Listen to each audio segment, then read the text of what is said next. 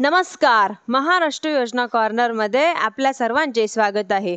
आजच्या व्हिडिओच्या माध्यमातून आपण बघणार आहोत की प्रधानमंत्री उज्ज्वला योजना ही भारत सरकारद्वारा सन 2016 मध्ये विमोचित केल्या गेलेली होती ही योजना.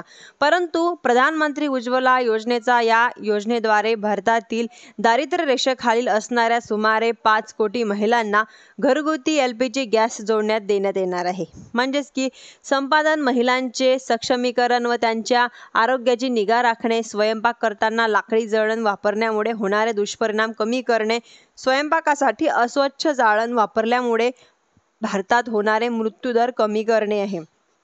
म्हणजेच की आता महिलांना घरात लाकडी जाळण वापरण्यामुळे लहान बालकांचा बऱ्याच मात्रेचा होणारा श्वसनोच्छवासाचा म्हणजेच की त्यांना श्वासचा खूप त्रास व्हायचा, तक्रारी दूर करणे, पर्यावरणाचे संरक्षण करणे, ग्रामीण लोकसंख्येला चांगले आरोग्य पुरवणे, म्हणजेच की आता स्वयंपाकासाठी आरोग्यदायी इंधन पुरविणे.